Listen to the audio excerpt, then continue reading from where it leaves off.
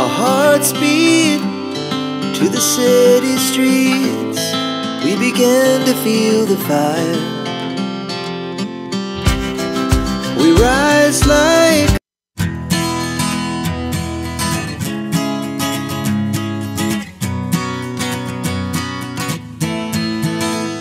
नमस्कार, शुभ सकाळ. सुंदर अशा दिवसाच्या सुंदर अशा शुभेच्छा. मी प्राजक्ता आपल्या एका नवीन ब्लॉगमध्ये तुमच्या सगळ्यांचं खूप मनापासून स्वागत करते.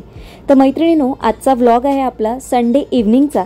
कारण संडे आफ्टरनून माझी कशी होते ती कालच्या व्लॉगमध्ये तुम्ही बघितली असेल. जे काही वीकली मीलचं जे थोडंफार जे काही आठवड्याची तयारी असते ती सगळी मी करून घेतली. आणि आता ही जी काही दुपारची जी काही जेवणानंतरची वगैरे भांडी होती ती मी सगळी घासून ठेवली. कारण जे काही मुरांबा झाला म्हणा किंवा जे काही मी बाकीचं सगळं काम केले, लाडू केले, त्याची बरीचशी भांडी वगैरे होती ते सगळी क्लीन करून घेतल्यानंतर मग आता एका साईडला चहा ठेवलाय. कारण मिस्टरांना चहा हा लागतोच संध्याकाळचा. आणि आज होती संकष्टी, तर म्हटलं आज आपण निवांत संकष्टीचा जो मेनू असतो जो आपल्याला धावपळीत इतर दिवशीत करावा लागतो, म्हणजे मला तरी धावपळीत करावा लागतो, तर म्हटलं तसं होऊ नये म्हणून आज आपण निवांत करूया. कारण अनायसे आज संडेला संकष्टी आलेली, तर म्हटलं आज मोदकांचा घाट घातलेला. ॲक्च्युली आज सकाळीच मी मार्केटला गेलेली आणि भाज्या आणि बरेचशी फ्रूट्स घेऊन आलेली. आणि त्याचबरोबर ना मी येताना फुलं देखील घेऊन आलेली. आणि आज आहे ना फुलं प्रचंड महाग होती. म्हणजे आज आहे ना तुम्ही बघाल ना तर मला ना 70 रुपये पाव किलो जी आपली सुट्टी फुलं असतात ना ती 70 रुपये पाव किलो होती, म्हणजे जी शेवंतीची असतात ती. आणि गोंड्या वगैरे म्हणाल ना तर 40 रुपये पाव किलो होता. मी आज 2 हार घेतले. आणि हाराबरोबरच मला ना यावेळेस मी नेहमी घेते तिथून नाही घेतले, वेगळीकडनं हार घेतले, तर त्याच्यामध्ये मला ही पिवळी फुलं मिळालेली. ही जी फुलं घेतली आहेत ही मला 60 रुपयाने मिळाली. जी शेवंतीची जी फुलं असतात किंवा वेगवेगळ्या कलरमध्ये येतात ना ती फुलं थोडी कमीच होती. मला असं वाटतं ना कुठे कुठे बऱ्याच ठिकाणी पाऊस पडलाय त्याच्यामुळे फुलं तेवढी फ्रेश पण दिसत नव्हती. चाफा मिळाला तो मला आज स्वस्त मिळाला, 10लाच मिळाला. तर 10ला 10 पण देत होते काही ठिकाणी, 10ला काही ठिकाणी 7 पण मिळत होते. पण ही जी गजरा वेणी असते ना ती मात्र अजिबात कमी करायला तयार नव्हते.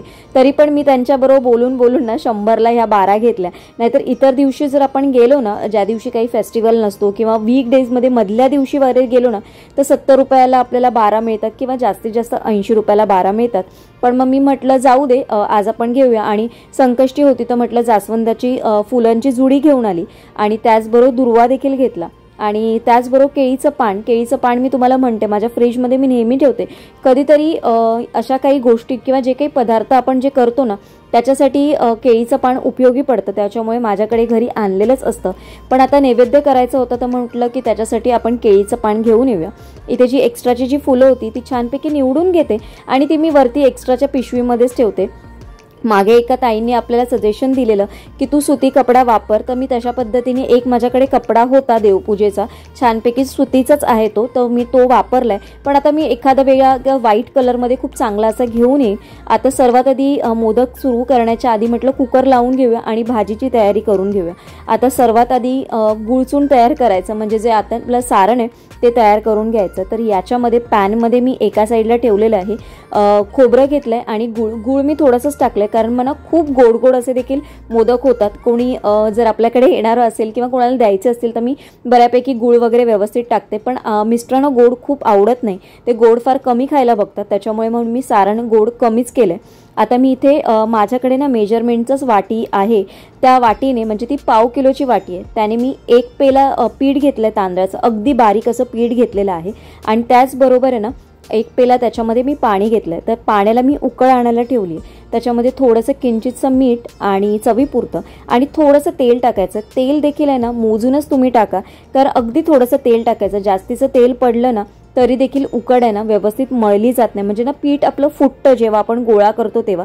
त्याच्यामुळे तेल किंवा तूप तुम्ही काही टाकाल ना ते अगदी थोडंसं टाकायचं आहे. आणि आता ही उकड आहे ना आपल्याला छानपैकी थंड होईपर्यंत रेस्ट करायला ठेवून द्यायचे. इथे जी बाकीची आवरावरी करायची होती ती सगळी आपण आवरावरी आता करून घेऊ. म्हणजे मी चाळण घेतलेली आहे, त्याच्यामध्ये केळीचं पान ठेवून घेते.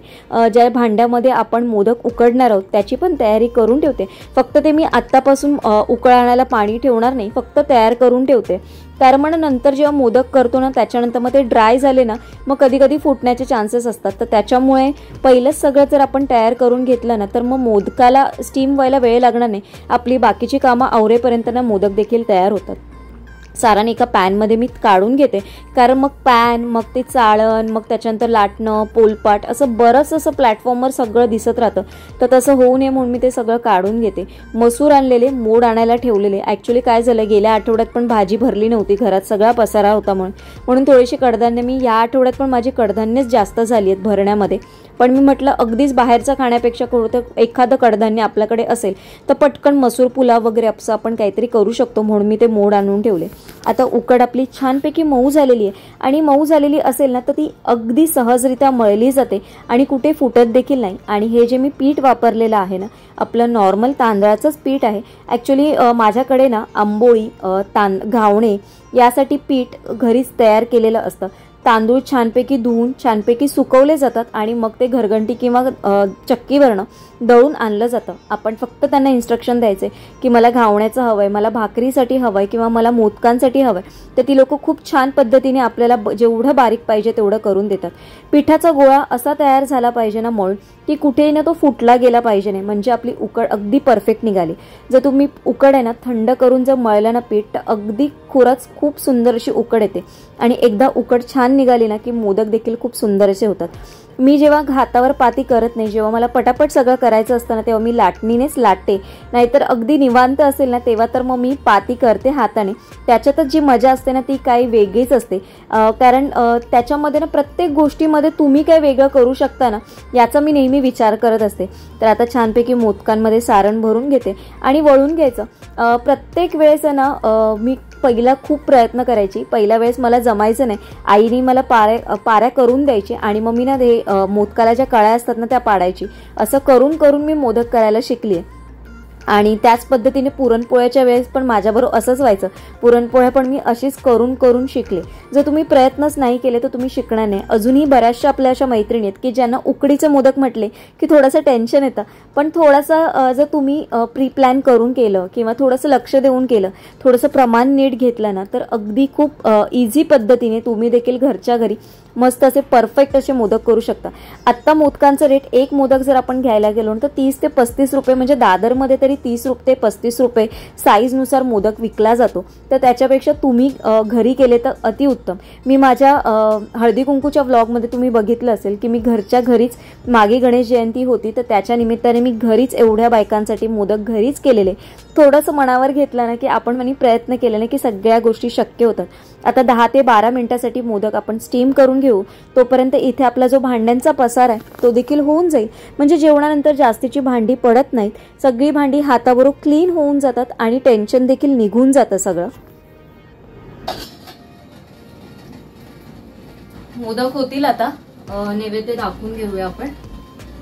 ठीक आहे, तू दाखवून घे, मी तुला सगळं रेडी करून देते. अजून मला थोडंसं काम बाकी आहे. आज माझी बरीचशी कामं राहिली आहेत. अजून भाजी पण आणलेली, ती थोडीशी अजून म्हणजे आज मी ज्या भाज्या आणलेल्या त्या जास्त क्लीन करायचं असं काही नव्हतं त्याच्यामध्ये. अशाच भाज्या मी घेऊन आलेली, कारण मला थोडंसं बिझी जाणार होतं आज.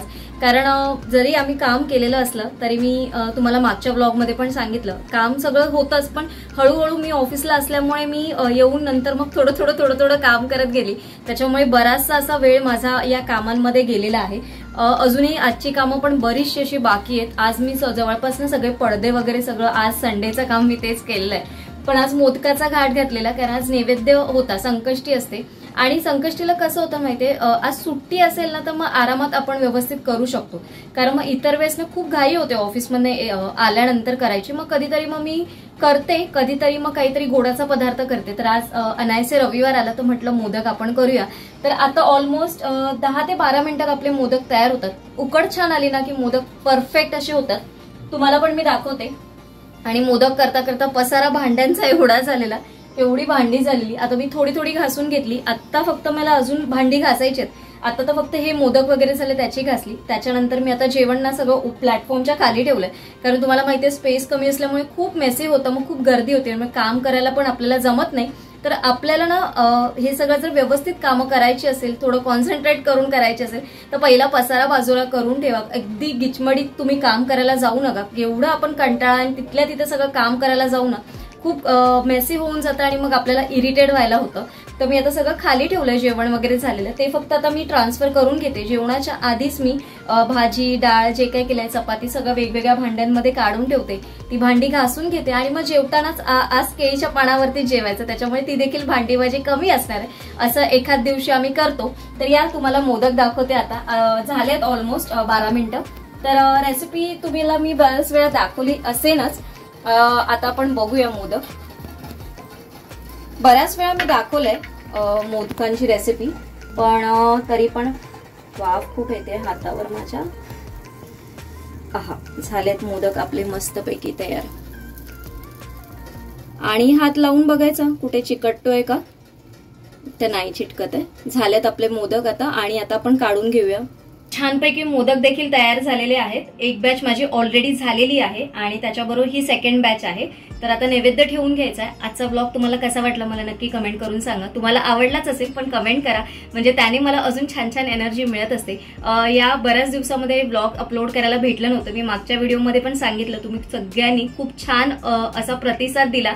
म्हणजे कमेंट मार्फत मला खूप खूप छान छान कमेंट अशा केल्या की मला अजून एनर्जी आली की अरे चला आपण ब्लॉग कधी एकदाच शेअर करतो. मला देखील खूप असं वाटत होतं की ब्लॉग शेअर करूया, पण सगळं एवढं म्हणजे खूप मेसेज झालेला ना की वेळच मिळत नव्हता.